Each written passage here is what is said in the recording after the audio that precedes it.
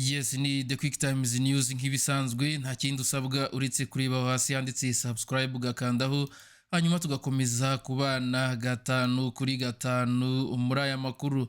Ni inkuru rero dukesha ikinyamakuru Igihe, ni inkuru iri mu rurimi rw'icyongereza tugiye kubashyirira mu rurimi rw'ikinyarwanda, tukomeza rero tubakurikiranira iby'aya masezerano ari bubere i Washington mu masaha makeya ari imbere. Ni perezida rero Kagame aho yahuye n'abanyamategeko ba Leta Zunze Ubumwe za Amerika i Washington hagamijwe gukomeza ubufatanye hagati y'ibihugu byombi.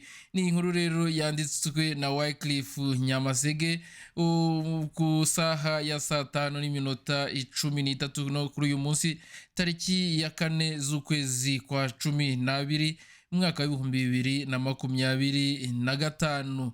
Mu rurimi rw'ikinyarwanda rero perezida Paul Kagame ku wa gatatu yagiranye ikiganiro cyangwa se yagiranye ibiganiro bikomeye bitandukanye i Washington DC bigamije rero gushimangira ubufatanye bw'u Rwanda ndetse na Leta Zunze Ubumwe za Amerika mbere rero y'isinywa ry'amasezerano ya Washington, amasezerano twise Washington Accord.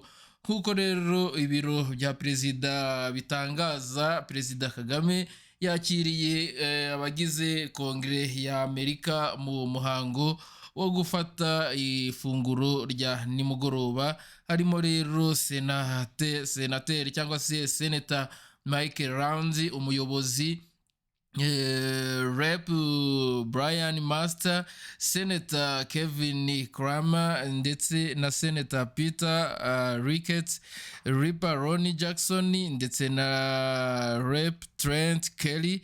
Ni ibiganiro rero byibanze ku gushimangira imikoranire y'ibihugu byombi binyuze mu mishinga y'ingenzi igamije rero kubaka amahoro arambye ndetse n'iterambere. Mbere yaho rero ku mugoroba perezida Kagame yari yagiranye ibiganiro byihariye na Senator Lindsey Graham. Ikiganiro rero cyabo kibanze ku kongera ubufatanye bw'u Rwanda na Amerika mu nzego z'ingenzi zirimo kubungabunga ibidukikije, umutekano n'ubufatanye mu by'ubukungu. Perezida rero Kagame yageze i Washington mu gitondo cyo kuwa gatatu kandi biteganyijwe ko ahura na perezida Donald Trump mbere yo kwifatanya mu muhango wo gushyira umukono ku masezerano ya Washington aherekejwe na mugenzi we wa Repubulika Iharanira Demokarasi ya Congo RDC Felix Antoine Tshisekedi Tshilombo. Aya masezerano rero akaba rero ategurwa ku bufatanye bwa Leta Zunze Ubumwe za Amerika nk'uko twabibabwiye, kandi rero agashyirwaho umukono ku wa 4 agamije rero kurangiza imyaka myinshi y'intambara mu burasirazuba bwa RDC, akurikiye rero amezi menshi y'ibiganiro bya diplomasi byarimo imbaraga byayobowe na Perezida Trump bifatira ku mwanzuro wa mbere wari wagenzuweho muri Kamena.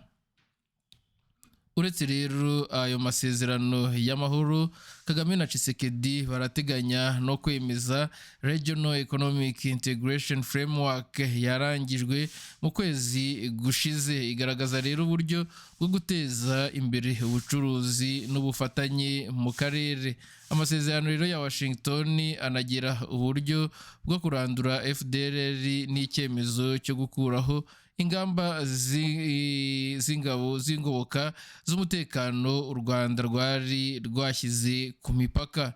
Isinywa rero ry'aya masezerano rirakurikirwa n'amaso menshi kuko rishyirwa mu bikorwa nk'intambwe ikomeye mu kugarura ikaze mu burasirazuba bwa Congo ndetse no guteza imbere ubufatanye bw'akarere k'ibiyaga bigari.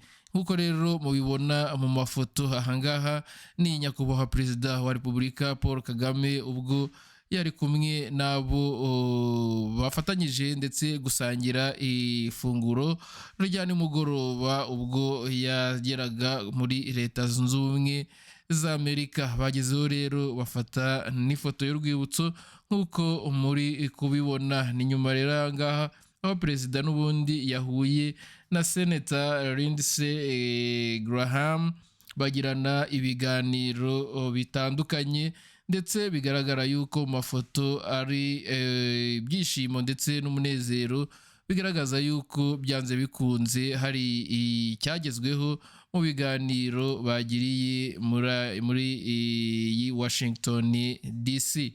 Ngira ngo rero nta kindi usabwa uretse kureba aho hasi handitse subscribe ugakandaho, hanyuma tugakomeza gukurikiranira amakuru yose ajyanye n'aya ngaya twakomeje kubashakira. Tubibutsa yuko uyu muhango wose w'isinywa ry'aya masezerano uri buze guca mbona nkubone live kuri The Quick Times News nk'uko twabibamenyereje.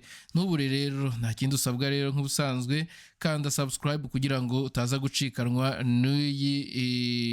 n'aya masezerano y'amateka ari buze gutangira ku saha ya saa 11:15 mu masaha ari imbere. Ni The Quick Times News rero ndibuze kuba mpabereye mbisobanura mu rurimi rw'ikinyarwanda kandi neza kugira ngo mwese mubashe kubikurikirana. Ni inkuru rero nari mbateguriye muri aka kanya, aho Perezida Paul Kagame yagiranye rero ibiganiro bikomeye bitandukanye i Washington, bigamije rero gushimangira ubufatanye bw'u Rwanda na Leta Zunze Ubumwe za Amerika mbere rero y'isinywa ry'aya masezerano ya Washington.